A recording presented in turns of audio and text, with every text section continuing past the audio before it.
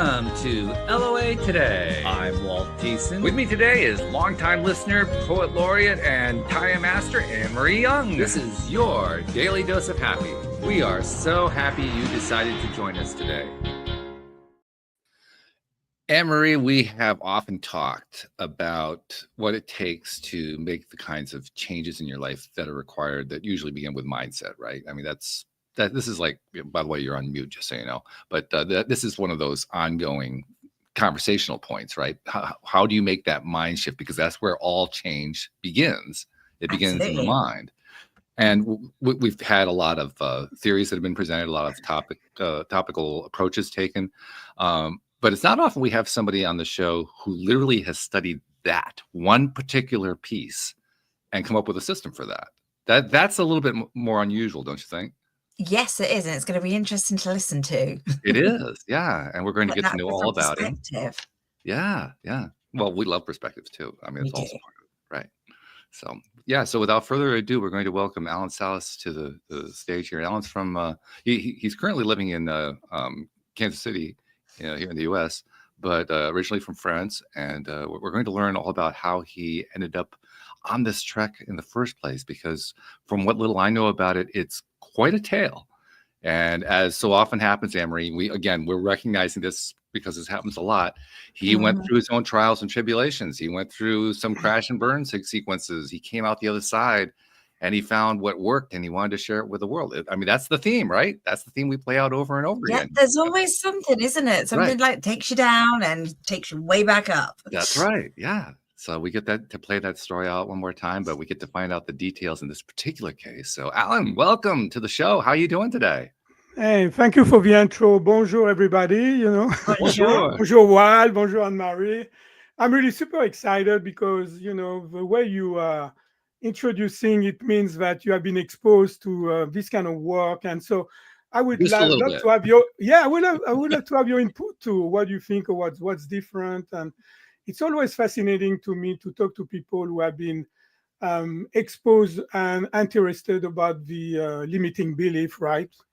Which is what we're going to talk about that today. So, yes, well, limiting beliefs pretty much define all of our lives. So that's why exactly. It's always a topic around here. Yeah. Yeah. Exactly. In fact, we wouldn't actually be alive without limiting beliefs. I mean, we often think of limiting beliefs as a negative, that they're actually a positive. They're like, that's how we define and understand reality, is through those limiting beliefs. Question is, are they limiting beliefs that are serving us or limiting beliefs that are getting in the way? That's really where it comes down. Exactly. It's more like limiting belief or empowering belief, right? Okay. That's a good way to say it. Two things. Yes. Yeah. Yeah. But you got to tell us what your story is. How did you end up in this path? Okay, let's do this. I'm super excited. Okay. All right. So here it is. So I was born and raised in south of France, right? And I used to live on a sailing boat. That was my dream, to have a sailing boat. Wow. And I used to rent boats, right? So picture that I was like, working maybe 7 months a year, right? During what we call the summer season. And the rest of the time I was traveling, even with my boat, or when it was like too cold in the Mediterranean Sea. I used to travel in the South Hemisphere, right? So I was basically a sun chaser. I didn't know what winter was. I had no idea what, snow was. And so it sounds like a rough life. It sounds wonderful. I know. So, and here I am now in Kansas City in the Midwest. There's no ocean, nothing. But I'm doing what I'm supposed to do. So that's wonderful. And so I was basically living on a boat and having, living the life. I was single, so used to party a lot, long hair. They used to call me the gypsy, right? With the earrings and all that. So anyway. I can picture that actually. Yeah. So what happened, I had like a calling, I saw myself helping people. And so, when you've got a calling, you just cannot say no, right? I mean, your mission of life has been given, right? So you just have to do it. And so the only things, like, there was nobody in my family or nobody that I knew who was involved with on any kind of medicine, holistic medicine, like doctors, nurses, none of that, right? So I started to talk to my clients, right? And I was asking them, hey, do you know? And one of my clients ended up knowing a Chinese doctor. And that Chinese doctor was French, but he spent 10 years in China. He was fluent in Chinese. Okay. So I said, okay, well, let's meet that guy, right? And so I did meet him, and he was spending only a week there. And so we had one meeting, actually, and he told me, okay, you need to read those 3 books. And after you can come to, actually, it was my own town, right? You can come and visit me. I will give you a treatment and we'll talk. Nice. And 3 books were, one was called the Hara, Hara, which in Japanese means belly, which actually is an entire philosophy. The other one was the Tao Te Ching, and the other one was the man between earth and sky. So I read all those books, and the season was over. And so next thing you know, I was talking to that guy, right? And so I asked him about Chinese, being a Chinese doctor, and things like that. He told me, oh, you know what, Alain, what do you need to know? You need to go to China, learn Chinese, spend 10 years, and you will maybe know what you're talking about. So I said, wait a minute, I'm 30 years old. I want to practice one day, right? And he said, well, you know what, Alain, you look strong. Why not chiropractic? I said, what's this? Chiropractic, right? So he gave me some contacts, and I did talk to some French people, and they gave me an address, which was Spartanburg in South Carolina. And so I got the information. And just to let you know how my English was, I had to have that translated into French with a friend of mine who was an English teacher, right? Ah, okay. And so that was a stretch, right? And so I decided, you know what? I really like what they talk about. They talk about the innate intelligence, your own ability to heal yourself. And that was fascinating to me. And it did really resonate to my core. So I decided, okay, well, let's do that. And so next thing you know, to make a long story short, I sold my boat business. I sold my boat. I ended up, actually being in Kansas City because I had to do some prerequisite, and they sent me to Kansas City to do that. And so I went through it. So imagine, they used to call me the gypsy. So I told my parents, hey, you know what? I'm going to go to America and become a doctor. So there's a transition. That's exactly their reaction. They were laughing. And so anyway, but again, when you know your mission in life, it's such a privilege. It's such a gift that you have been gifted to. And so my brain was a little bit like rusty, obviously. So I had to, and to take notes, that was not easy. So some of my, friends helped me. Next thing you know, 3 years later, I graduated. I mean, actually early. I was done with all my prerequisites early. So I learned with another doctor and all that. And the only things what happened, it's like, I was doing what I've been taught, but the results that I got were not what I wanted, right? And it's not, I don't think it's because I've got high standard, right? But I really want to help people. Remember, this was the core of my mission in life, right? And so the problem was, okay, how come it's not working as well, right? How come you bring people, at a certain level, and after you plateau and you don't get any improvement, and in order to keep the improvement, they still have to come to see you. So I said, there's something wrong with that, right? Yeah, and so I said, why not about taking care of the inflammation, right? Why not taking care about what we call the chemical stress? Because chiropractic and other techniques like that are more about the physical stress, right? You just a physical adjustment, like they call, or things like that. So I started to study inflammation, right? And so what happened, my practice started to boom, right? Because I will find out, for example, Walt, I will find out, okay, which organ are under stress and what's causing the stress in the organ. Okay. Right. And so, and after I will tell you, you know what, you've got some gluten or dairy sensitivity. So you need to stop eating that. So that's going to decrease your inflammation. We're going to treat a pathogen that you've got. And by the way, you've got some heavy metal toxicity. We're going to take care of that. So people really appreciate also the lifestyle changes and all that. So that practice was, I was seeing 250 patients a week. Wow. And for employee, oh yeah, that was a lot of people. That was like a factory, Yeah. Really. 250. Oh my goodness. Yeah, it was a lot. It was a lot. But I was living my passion, I was helping lots of people. And I have 4 employees that, I taught, how to do things like that. I could have a domino effect, right? But the problem with this, it's like I started to burn out. I would think. I'm sure.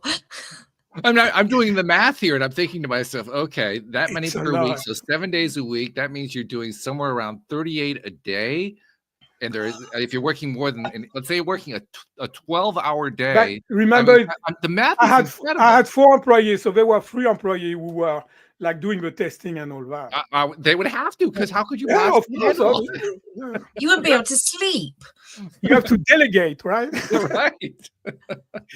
But anyway, that was too much. Oh, yeah, I agree with you guys. That was too much. And so I become really overworked and burned out. And even I remember when I was going home, I was there, but I was not present, right? I started to detach, and I started to get depressed and all that. And so guess what happened?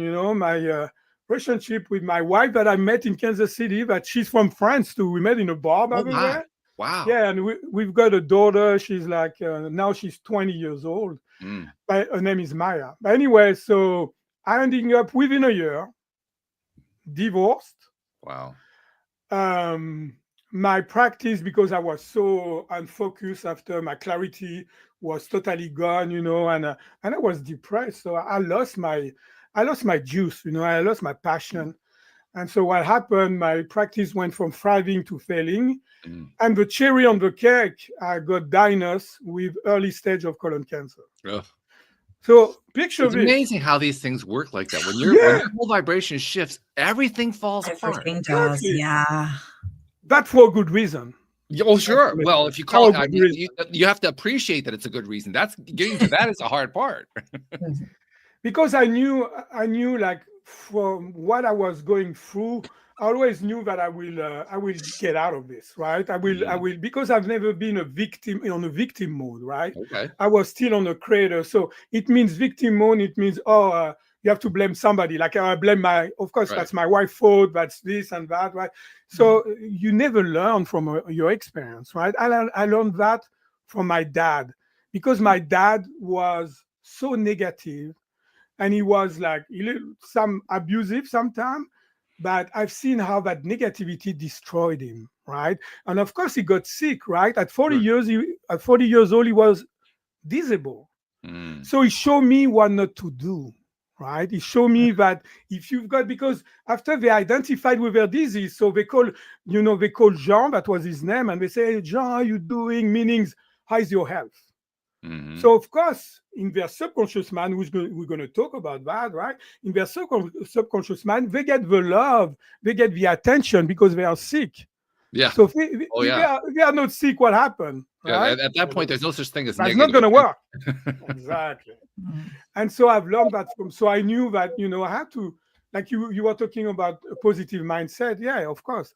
I had to have it, but it was I've been blessed naturally to be an optimist too, I have to say. I don't take too much merit, but I've been blessed that way. And so I started to try to understand what happened, right? Because imagine I recommend you come and I recommend, what you're gonna eat, what you need to, if you need to take some supplement for your thyroid or your adrenal or things like that. And I do my program and I got diagnosed with cancer, the second killer in this country. Go figure. So I have to rethink and reinvent myself at every level, at the health level, at the relationship level, and at the prosperity level. Wow. Yeah. So I wanted to find out what is that force behind the scene? What is that force that pushing me? Because when you're not a victim mode, you have to take a responsibility. It's not like you're going to say it. Yeah, you know that you're creating that somehow. Even though you don't know how it is, even though you haven't figured it out, you know it's got to be you. You're this common denominator, but what did I do? Yeah, exactly. That's a pill to take, isn't it? Yeah. But it's reality.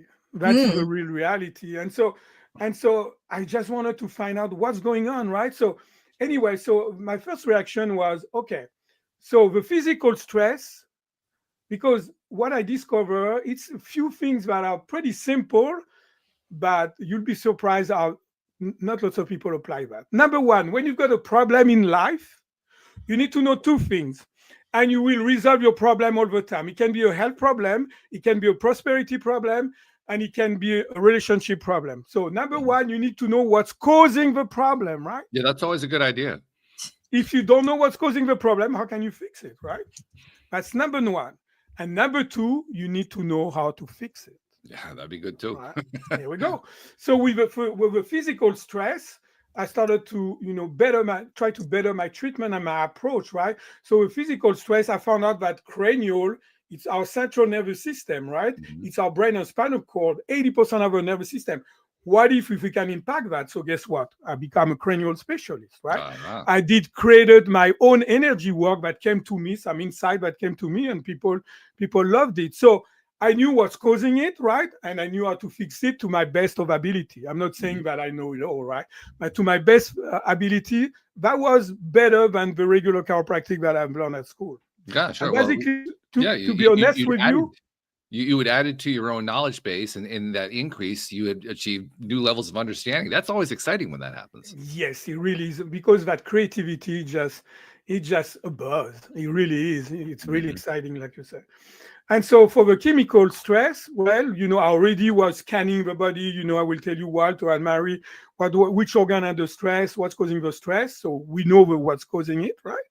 And after how to fix it, I discovered that if you supercharge the body with oxygen, miracle will happen. And you don't have to be on an alkaline diet that is very expensive, that nobody can do anywhere, except if you think that you are dying,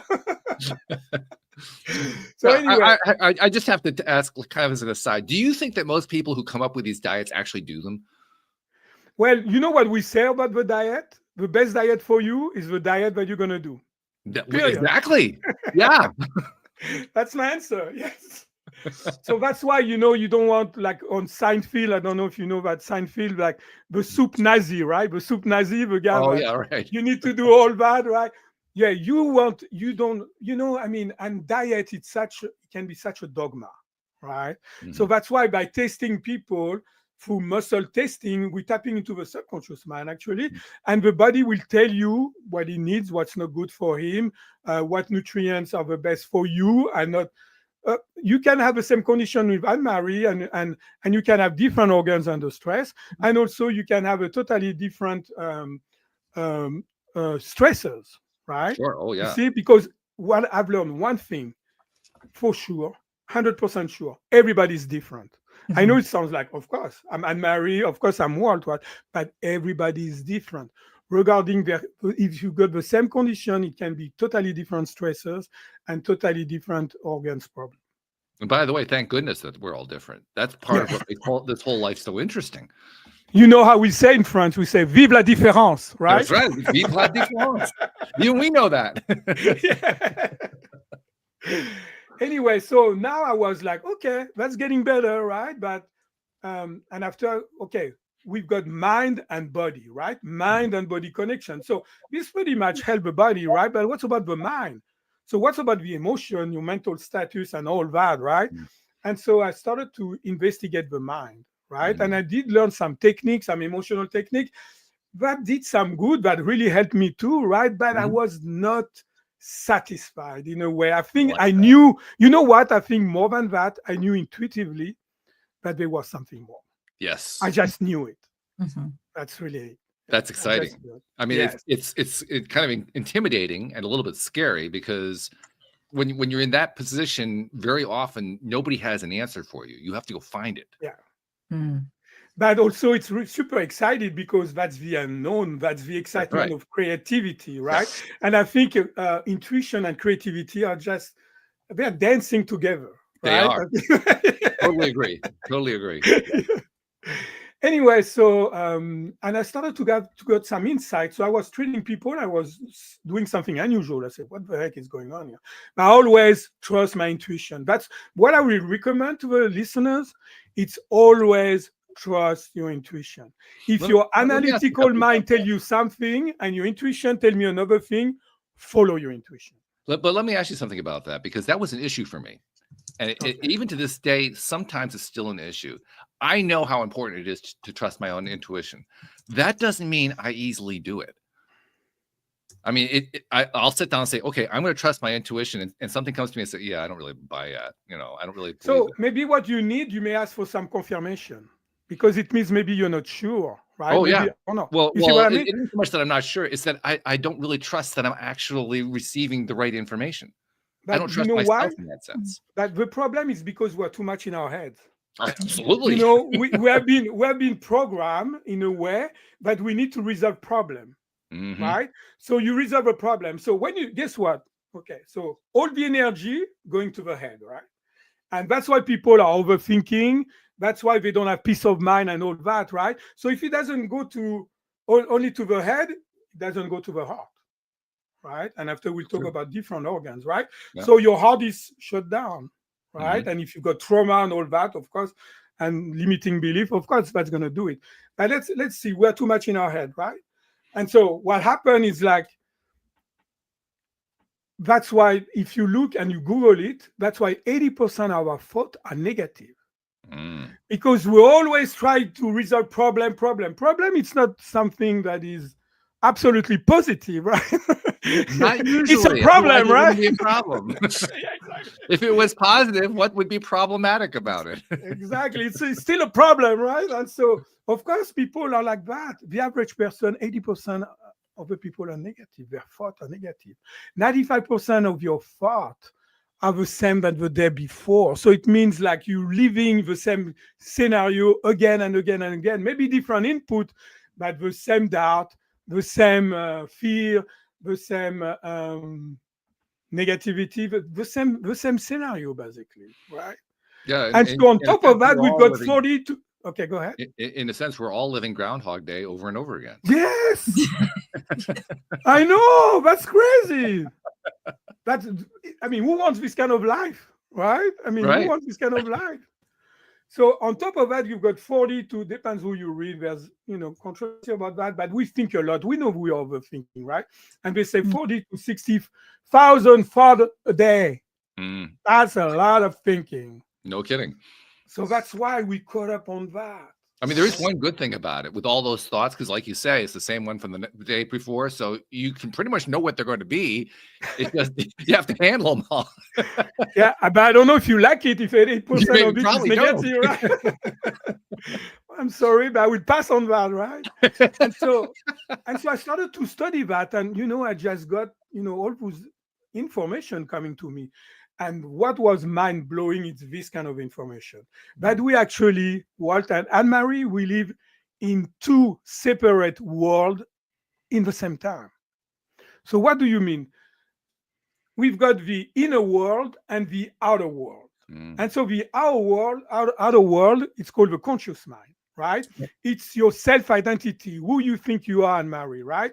It's also your personality. It's also how you perceive your reality. It's what you're aware of, right? Your thought, your emotion, your behavior and action, right? That's basically that, your conscious mind. And after, we've got the inner world, which is the mysterious, the magical, the invisible world, right?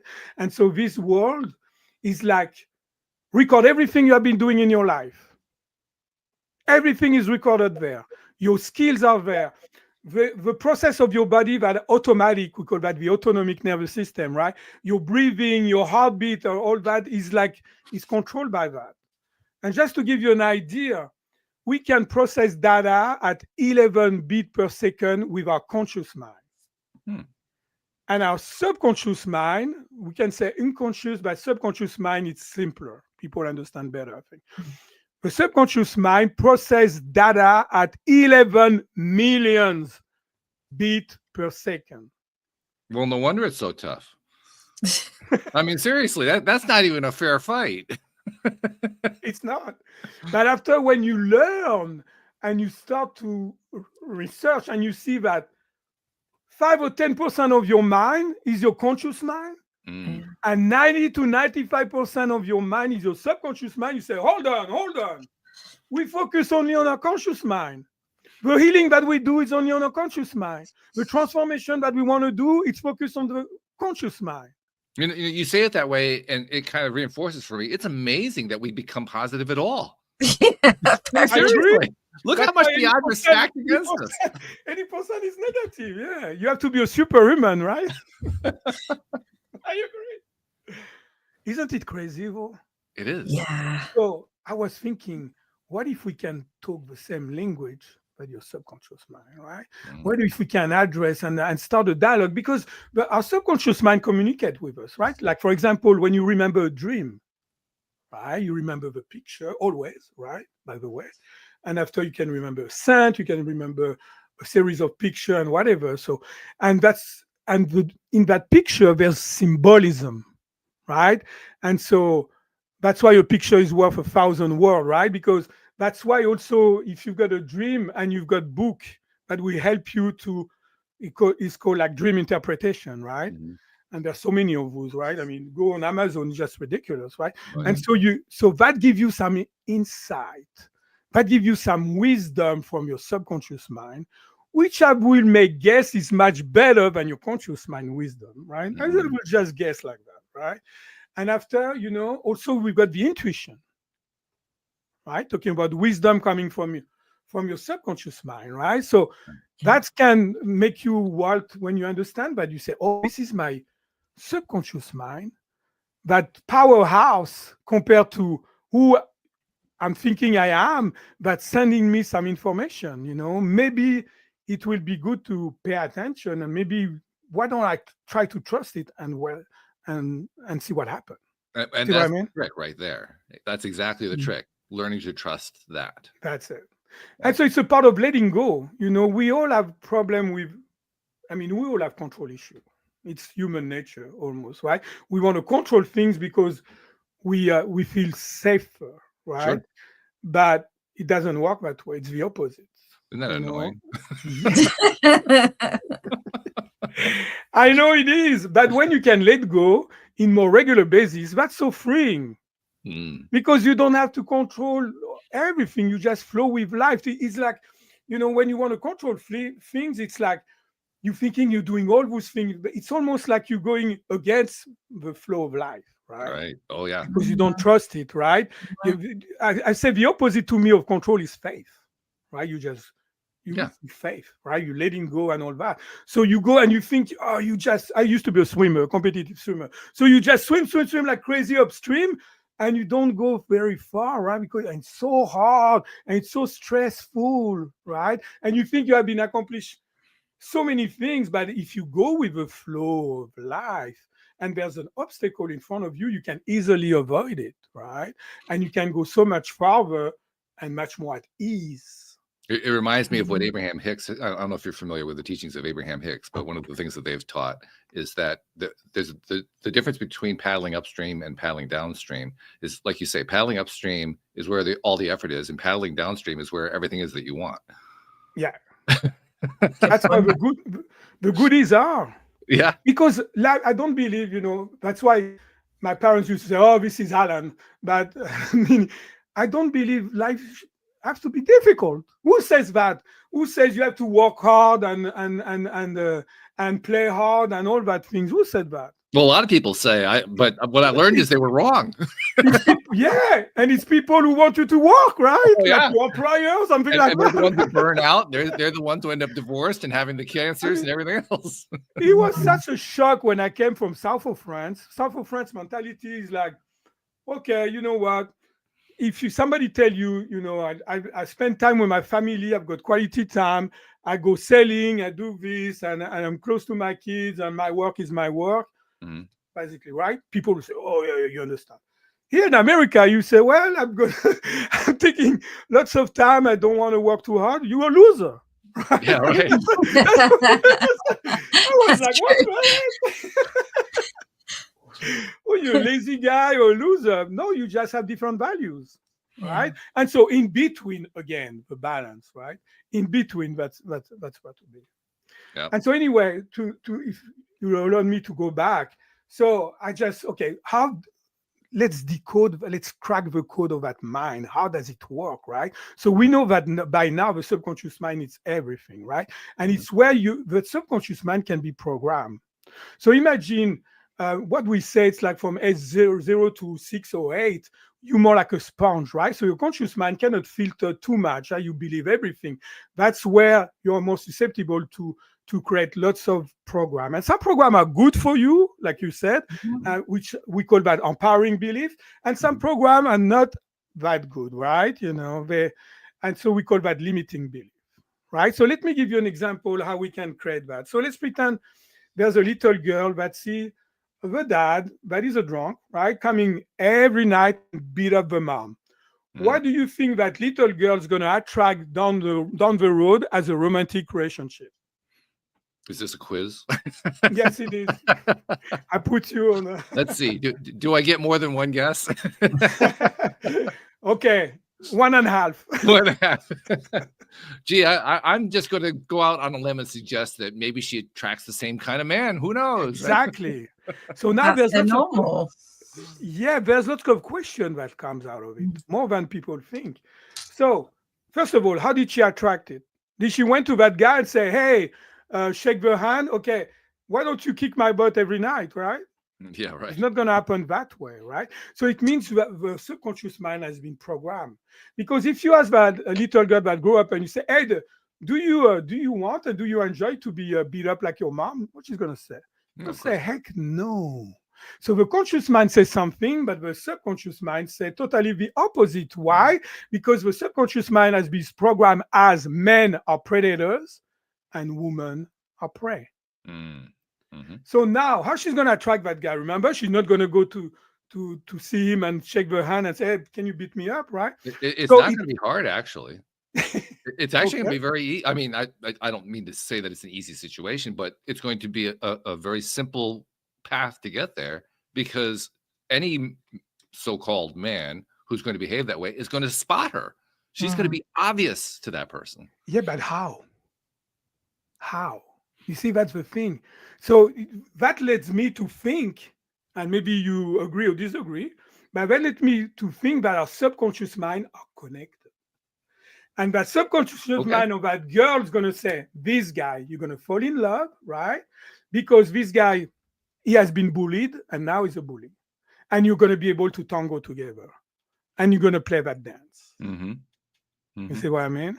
Yeah. So that's why when people say we are one, in a way that I truly believe our subconscious mind connects us, right? And let's see, for example, on the front of that little girl, the subconscious mind is going to read, please bully me, right?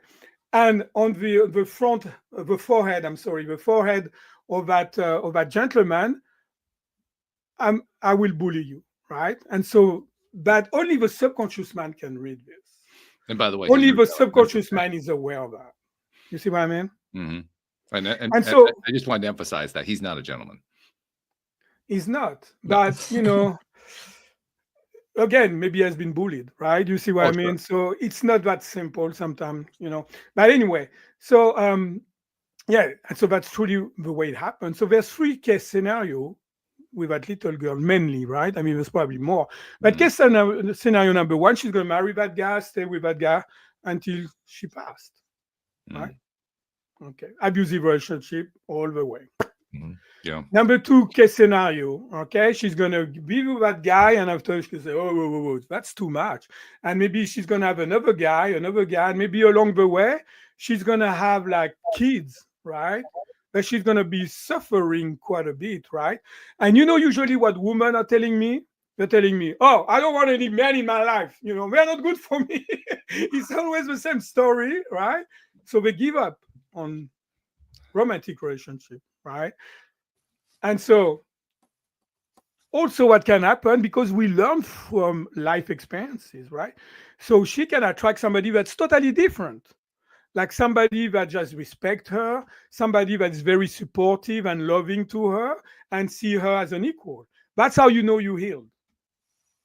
Yeah. That's how you know you healed. That's also a breakthrough moment, because when you have gotten to that level of self-understanding, you have also gained a level of self-appreciation, self-confidence, and knowledge. And that combination is an amazing combination. Yes, it is. Yeah. But there's a shorter way to do that. That can give you like what you're describing, you know, the level of confidence, the level of certainty and all that. There's the shortest way. What if we can tap into that subconscious mind? And those are the 3 steps of mind clearing right there. So what do? You delete the limiting belief. You download instead empowering belief. And very importantly, you want to create and manifest that in your life, right? Because here's the truth. Even it's happening or it's not happening, right? You know, misery state is called the show me state. And I'm pretty much like that, you know, either it's working or it's not working. So what will happen? She will attract a different relationship. And she doesn't have to go through all that suffering. Right? She can find somebody that does, like me, mind clearing. She can find somebody that does hypnotherapy, but you just want to connect to that subconscious mind. So how do you do that, right? Well, especially the first step, because the first one really got my attention when you said you delete the limiting belief. I've always found that was challenging. I can write over because you know why it's challenging? Because everybody told you need to identify them. I say I could care less about what they are. Oh. Okay. Interesting. Yeah, I don't care. So that sounds tricky, actually, because you haven't identified it, but you're going to delete it. I mean, that's pretty clever. Because why? I'm going to use my analytical mind to figure out, you know, what is in my subconscious mind. Good luck. You know, analytical mind is your conscious mind. You know, it's only there are people who have devoted their entire careers to doing exactly that. That's right. A little bit. It's true. Anyway, yeah. But anyway, so what I thought about the dream, right? So the way the subconscious mind process information is pictures. Because in a picture, you can put so much data. You can put the symbolism on it. There's so much data. So I said, okay, let's try it. It took me 3 years, right? It didn't come like, oh yeah, well, let's do that and we're good. But I said, okay, why don't you, for example, Anne-Marie, you've got some neck pain officially now. You have some neck pain. Lucky you. And so you come to see me. Yeah, I've heard that, you know, you can help. And the wall told me that, you know, maybe you can help my neck pain that I had for 10 years, right? So, okay. So I say, you know, your mind is very powerful. And when you tense in your mind, you can tense your body, right? And so let's find out what tense your mind, right? I keep it very simple, right? Everybody should be able to understand what I do, right? And so what we're going to do, I'm going to ask you, Anne-Marie, to visualize the worst neck pain you ever experienced in your life. So that's going to be your limiting belief. Yeah. With all the symbolism. And what I'm going to ask Anne-Marie is just to do that. Whatever picture comes first, work with it. Because that's the one that is less filtered by your conscious mind, right? So you visualize that. I don't want to know what it is. It's very private. For example, if somebody comes to see me is a murderer, has been killing somebody, want to get rid of that. That's not my business. I'm just here to help, right? And it's not my business. Scary, actually. But you know, that's the way it should be, right? I mean, you want to get rid of a negativity, right? That's how we can improve the planet, right? One person at a time. And so anyway, so you visualize that and you tell me, okay, I got it, right? So we will customize a deletion program, if I can say that, right? Customized to you, right? And you will do it. You will send the program to yourself, which I call the past you, which I'm going to elaborate after when I explain the other way you can get some limiting belief, right? So anyway, you're going to do that. And after I say, okay, all right, number 2, what I want you just to visualize the opposite of that picture. And it's a picture that you love absolutely, right? Okay. From 0 to 10 should be a 9 or a 10 over 10. So you picture that, and we're going to download a customized program to you to anchor that empowering belief. Right? So that answers the question that I was raising before, because the question I asked is, well, how do you delete it? The only way I knew to delete it was to replace it with something else. Well, that's what you're doing. You're replacing it with something really good. Exactly. Yeah. Exactly.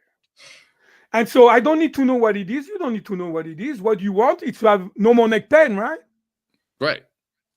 It takes now, the way it is, 1 to 2 visits to get rid of neck pain permanently. So I use pen a lot, and you can look at my website with a testimonial. I use pen a lot because it's a good way to monitor your progress when you create a technique, right? If a pen, if you have it or you don't have it, right? People, they're not going to say to please you, oh, I'm better. No, it doesn't work. I still have a pen and things like that, right? And so maybe what happened, you say, oh, I'm feeling much better. Okay, so I will say, you know what? Why don't you live life, right? And if a pen is back, you call me. And so, for example, you call me back, you say, you know what, I was good for a day or even 2 hours, who cares, doesn't matter. And now I've got the pen. And it's when, because I will have told you, write down your circumstances. Okay. I call that resistance of healing, right? The resistance of healing. Some people call trigger. I don't like too much trigger. I like resistance of healing, right? Okay. So, and you tell me, you know what? I was in my computer and oh man, that neck, And after I was in my car and the neck came back. So guess what? I will ask you, okay, let's treat the resistance. So we ask you, Anne-Marie, you know what? Why don't you visualize you in the computer having the pain? And now let's delete that and let's download, the opposite of that picture. I will do the same with you coming in the car, and that's it. So let me interrupt. And Anne-Marie says he was using you as the example. I don't know if neck pain has been a thing, but pick something that has been a thing for you. Have you ever tried this technique that he's describing, where you create a picture in your mind of the thing that is causing you pain, and then you come up with an opposite to replace it? Have you tried that? I've tried to imagine not being in pain and just using my mind. I certainly when I was in labor, I was trying to visualize not being in pain, if that something similar. So it's not like taking it away and replacing it with something else. I haven't tried that. Okay. But I certainly know that my mind has been able to control pain in my body. Okay. Well, that's good. That's simple visualization. That's not reprogramming. You see what I mean? The reprogramming, when I don't know how to share that, but when the reprogramming is done. Because I talked to some hypnotherapists, and they told me, but what do you think? Why it doesn't last? I said, no, when you reprogram, you just have more resistance. I'm going to give you an example. I do martial arts, right? And so I had my Achilles tendon, which is like the back tendons of my ankle, that hurt. I treated myself with the man clearing, obviously, and I treated myself. I was 70% better. And after, I thought to myself, okay, first of all, how come it's not 100%? Right? Yeah, that's good. I like that. Yeah. and after I say, Alan, what do you think is causing it? And I say, oh, it's inflamed. And I treated, so I did the negative for inflammation, the positive. I did that, did the reprogramming. My pain went away, never came back. So the thought was causing the problem was the problem. Which makes sense. Because there's going to be a certain painful association with the fact that there's a problem. That makes sense. So I truly believe it was not inflamed. It's the thought of me thinking was inflamed that was creating the problem. Now, the part that is at least challenging to me, and I suspect is challenging to other people, is, okay, I can imagine what the picture is of the pain source or whatever it is that I'm trying to overcome. I can perhaps sometimes, not always, sometimes I can come up with what the opposite is or what the positive reframing is. It's often challenging, though, when I'm in that painful state to completely replace that image, because I'm still being drawn to that painful state. Even in the process of replacing the image, I still feel the pain. So actually doing the replacement and making it a permanent replacement, that's a challenge.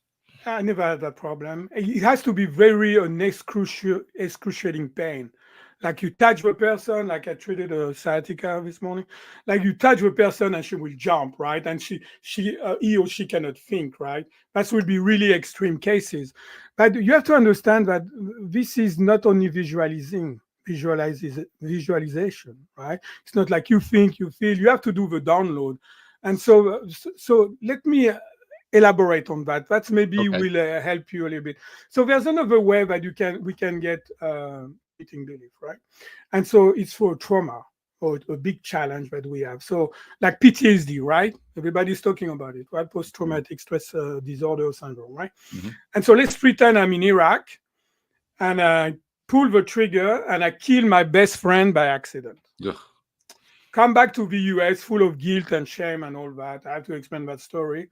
And so, and after my, like for me, in a way, my life goes down the drain, right? Become unhealthy.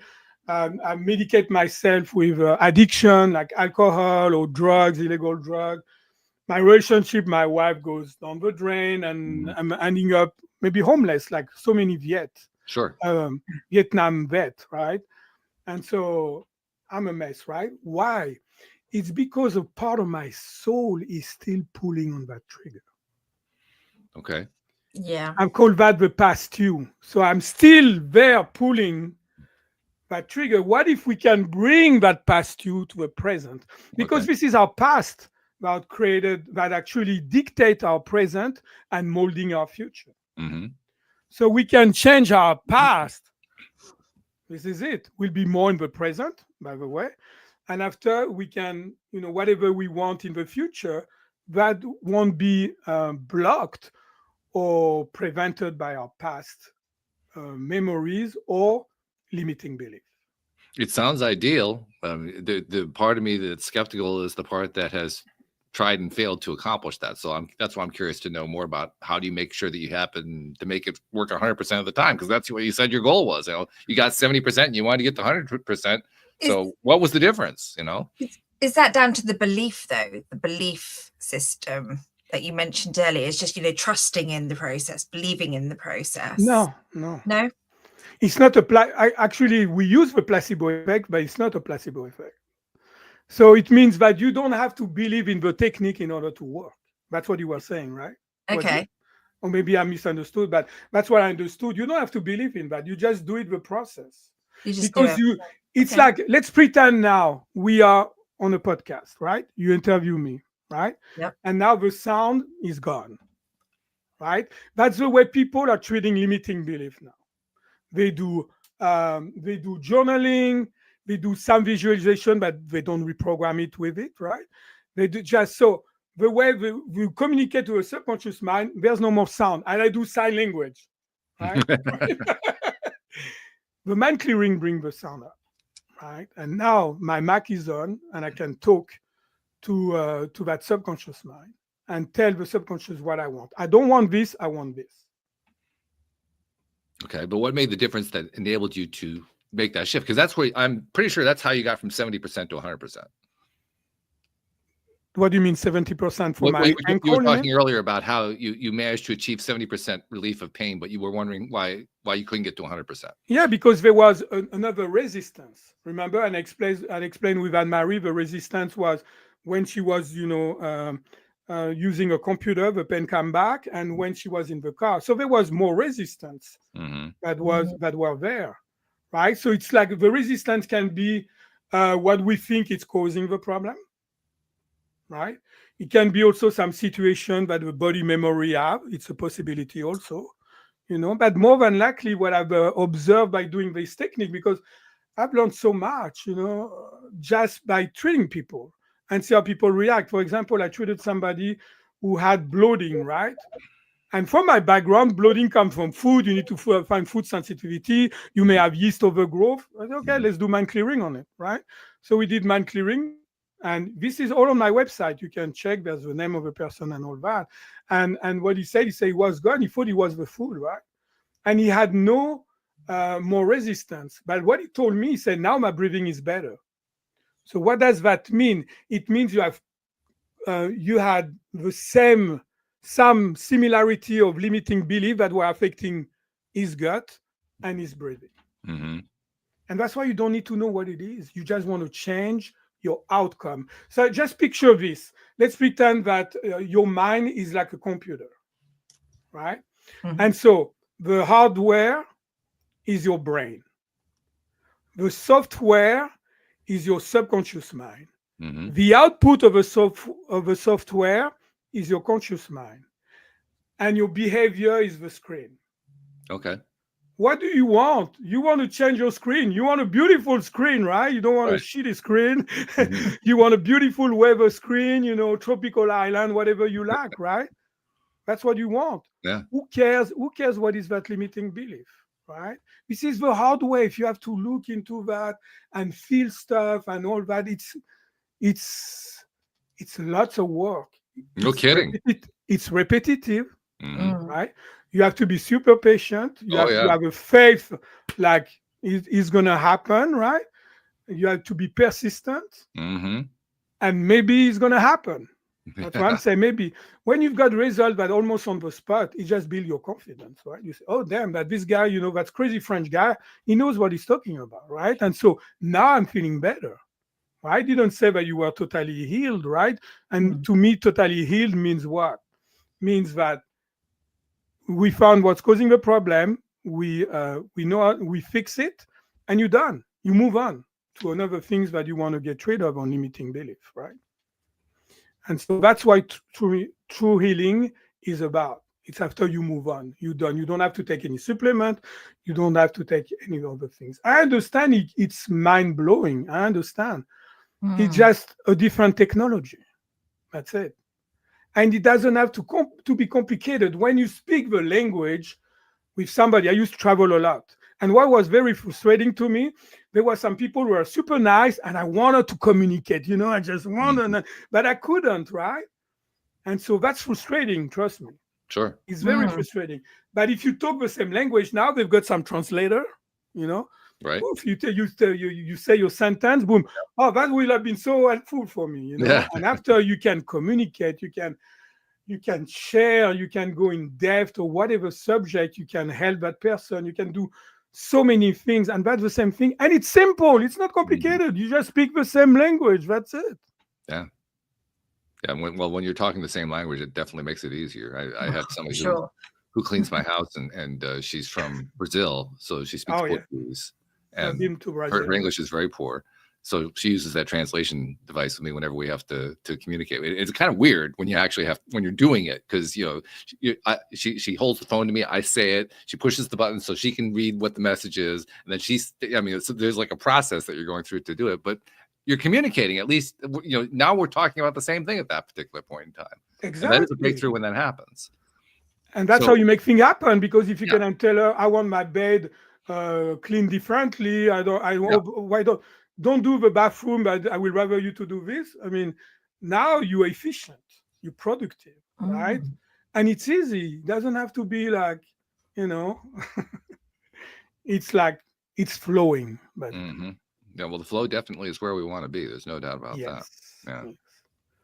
I'm still curious more about the what the actual technique is. The method. So that's why you need to. That's why I tell people. I'm sorry to cut you off, but that's why I tell people, true knowledge about experiencing. You just need to experience it. Because I can talk about that forever, hours about it, right? It's talk, right? It's nice to have knowledge. True enough. Don't get me wrong. It's better when you apply the knowledge, right? Much better. And so you just experience it and you'll see for yourself. That's why, on the podcast, they ask me, how will you persuade people? I say, sweetie, we cannot change anybody's mind. We cannot. It's not possible. It's just not possible. You just can say, look, that's what it is. If it resonates with you, good. If it doesn't, okay, that's fine. No problem. And now you know the information. It makes sense because, like you were saying before, we can be thinking about stuff, but a picture is going to be worth 1,000 words, and an experience is worth 1,000 pictures.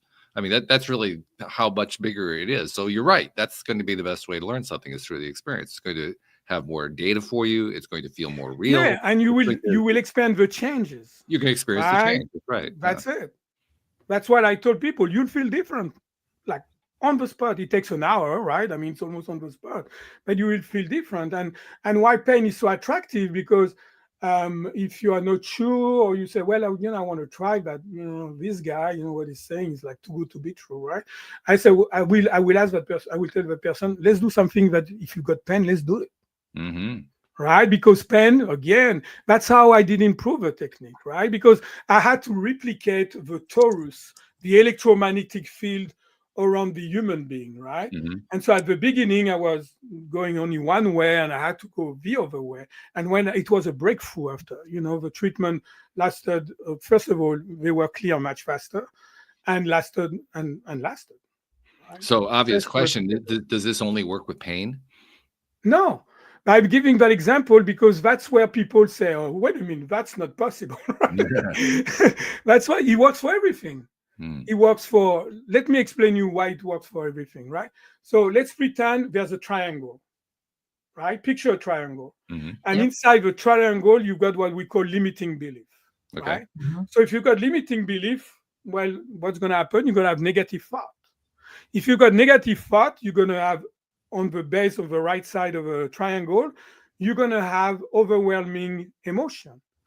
And the overwhelming emotion will give rise to non-desirable behavior, which lead to unproductive action. Right? Okay. So let me give you an example. Let's pretend my dad told me I'm a loser. So my limiting belief, I'm a loser. So I'm going to think I'm a loser. I'm going to feel like a loser. I'm going to behave like a loser. I'm going to have a loser outcome. And that loser outcome, I'm going to feel more like a loser. I'm going to think, I'm really a super loser. And that's going to reinforce that subconscious belief, right? So it means... Like a loser right now, just hearing that over and over again. So it means, I call that the subconscious stress loop. And we've got all the subconscious stress loop, running in the background. Right? So here's the thing. When you got your thought, your emotion, and behavior align towards what you want, you're gonna manifest it. Yeah. You're gonna create that into your life. Sure. Yeah. Well, that part, I think we all understand it at some level anyway. Some belief system. That's it. But where it comes from, it's come from the limiting belief. Because the limiting belief needs to be aligned. If the limiting belief is not aligned, boom, that's it. Yeah. The circuit is cut off, and your thought and your emotion and behavior, who cares? It's never going to happen. But I mean, more than likely, it's not going to happen. Right. Okay. You're going to say something, Anne-Marie. What is it? No, I'm just literally trying to piece it all together because my brain's got lots of little questions and trying to think it, and it's making sense and it's kind of clicking together now. I think I'm just going to have to watch this episode again and go check the website out because I know there's a lot. It is a lot. And there's more if you want. You want more? We can go even further and zoom out.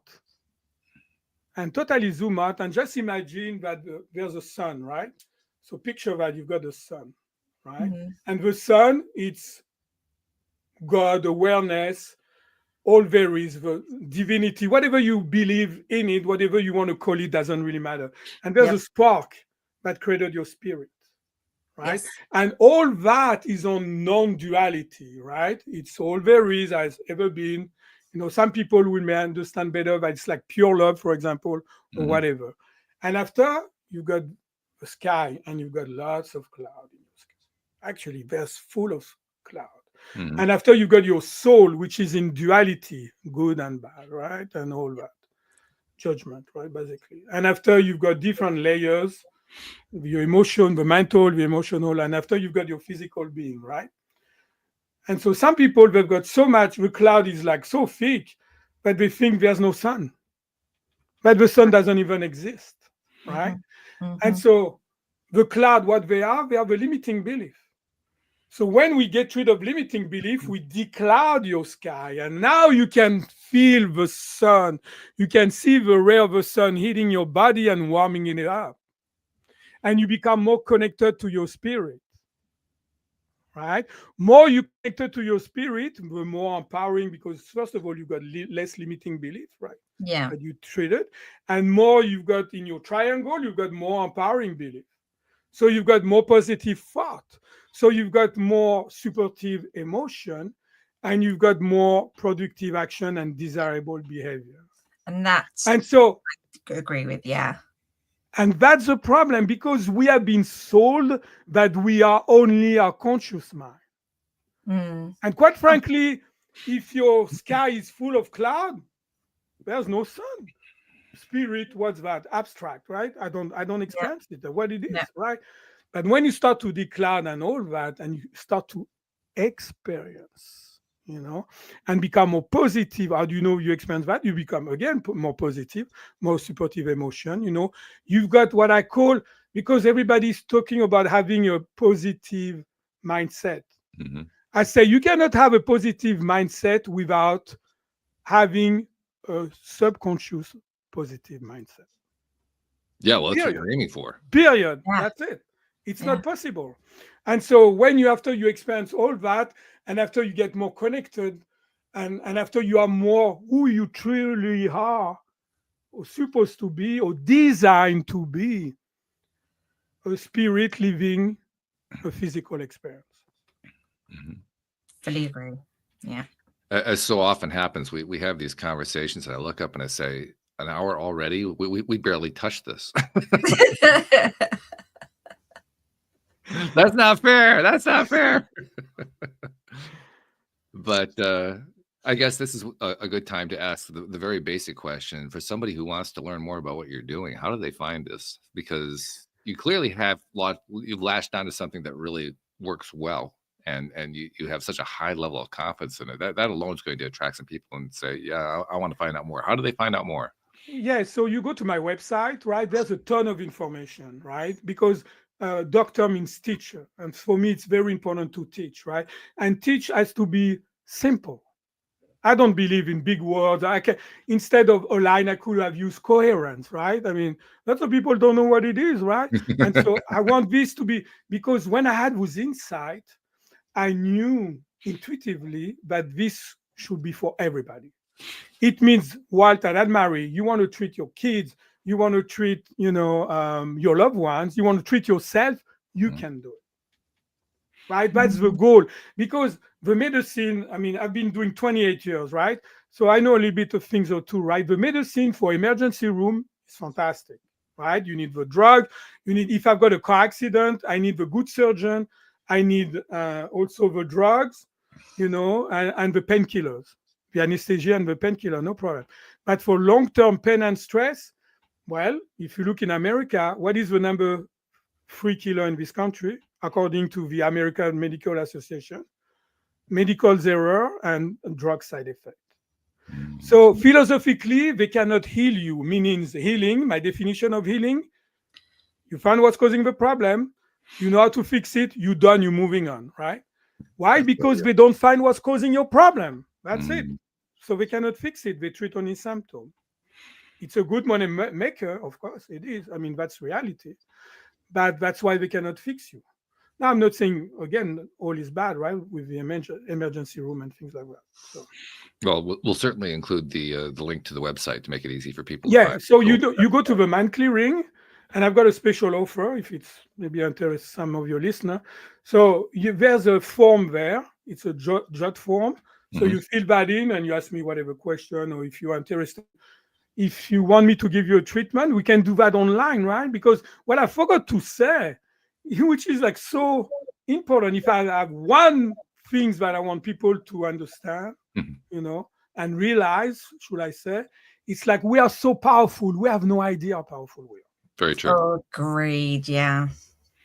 Unbelievable. That's what that technique and using that work make me. Because who's doing the healing? Anne-Marie, she was treating her neck. I'm just a guide, helping her, guiding her to do that. She's the one who visualizes the negative picture. She's the one who visualizes the positive picture. She's the one that downloads the picture to a past her. She's the one doing the work. So that's what I love, because you don't have to trust me or believe me. I don't do muscle testing to tell you, oh, this is this negative emotion that is impacting this, and that's why you cannot do that. None of that. You are doing the healing, which is the way it should be. That's true. That's it. Yeah. We're empowering people, it's the holy grail of healing. It is. This is it. There's no better than that. No better than that. And so you can replicate that. You learn the system and all that, and you can do that to yourself and other people. So if you want to experience it, remember, true knowledge is about experiencing things. I will give 20% off of one of a visit, right? Nice. And if you want to learn the entire system, so there's 3 systems. There's the basic, and after you've got the body clearing, which is about pain and symptom, and after you've got the goal and success clearing to reach, whatever goal you want, right? Because the goal setting is not right in my book, because it's set up only with a conscious mind. What's about the subconscious mind? What's about 90% of your mind, right? And then so I created something I call that the quantum loop, right? To make sure that you can reach your goal, right? And so anyway, so all that, if you want to learn the entire system, I give 50% off, 50, Wow. to learn all that. Because, this needs to be spread out. I don't know how to say it. I'm dedicating my life until my last breath, right? Okay. My big pleasure to do that, because this needs to be spread out, especially at the time we are living, when we can go into changing our humanity, going maybe more into transhumanism and getting things in our body, or we can really connect to our spirit, right? And this is why I think that technique is coming now, because we are in a turning point right there. I agree with that. Yeah. This is definitely a timely topic, no doubt in my mind. So we answered the first question. There are 3 things I always do at the end of every program. The first one you just answered, like, how do we find out more? You told people, so we're going to include that in the show notes, and they're going to follow up. They're going to get 50% off and all that. So that's great. Second thing I like to do is I like to ask my co-host for her perspective on how she ties the whole conversation together, because I'm doing most of the questioning, right? I mean, you've experienced that. She jumps in sometimes too, but I'm doing most of the questioning. She has that listener perspective. She actually used to be a listener, and then she came onto the show. That's wonderful. And that listener perspective is invaluable, because she can tie it together in a way that the listeners are going to, feel into and believe in much better than I can. So, Anne-Marie, I've been giving you the setup again, as I usually do. All the pressure is on. No pressure. So how are you tying today's conversation together? I could relate to a lot of this conversation in the fact that, I've always trusted my intuition. My intuition has been ever so strong. And, that connecting to people, I like to know what some people are going to say. I think we all have those little synchronicity, their experiences like that. But what I liked about this call is how much it made me think, because it was a different perspective and from how to use your brain and your consciousness and everything. So I just think it just has made me feel buzzing, because it's just another way of how amazing our minds are and how powerful we are as human beings. And we don't realize that. And I love watching all these new ways of learning, ways of healing, and just empowering us. Beautiful. I love that. See, she's good at that. She's good at tying it together, and I'm sure that's the way most listeners are taking it. They're taking it the way she just described. So we're getting a mirror back to us about what you've been talking about and how it's being received. That's why I love that so much. I appreciate that. And it's what I want to add also. It's like, it's a new concept in a way, but it's an old concept, but it's a new way to do it. We're relearning. Yeah, exactly. And so it's those insights it's not something that I know that existed before, right? But I don't know, maybe, we never know, right? But something like that, it's just different. Yeah, it's good stuff. Just different. The last thing that we do with every episode, something I've been doing for the last few years, is I noticed something, because we're in the 21st century, right? So you're doing this podcast with us. I'm sure you do other podcasts. You probably have other different ways that you're putting information out. You do it through your website. I know that. You probably have, I don't know, I'm going to guess blog entries or social media or something like that. You're doing a variety of things to get the information out there, because that's how we do it now. I mean, it's the new marketing. It's the 21st century marketing. And in the course of doing that, we're giving out all this free information, and we're reaching people who most of the time we don't even know who they are. They're listeners. They're picking stuff up, and maybe they're grabbing this piece or that piece, and they're trying to apply it in their lives, and they're getting some success, and we never hear about it. And I realized that's a kind of a gap. There's like a gap going on there, because we don't realize what's going on, and we often don't get credit for it. So I like to say, Alan, on behalf of those people you've never met, never seen, never will meet, never will see, who you've been helping in ways that are based on these appearances that you make and the content you put out, but they're getting results that you don't even know about. on their behalf, thank you for what you're doing, because you're making a difference in this world. Thank you so much. Thank you. And that's what this is about. Yeah.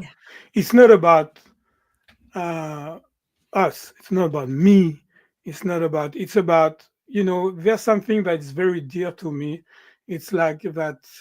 I mean, I'm sure you know about that, right? But it's so true and resonate with me, be the change you want to see in the world, right? And you cannot truly heal by yourself. The humanity needs to heal as a whole. And I know there's a tipping point, right, that we can reach. If some people talk about 1%, who cares? It doesn't really matter.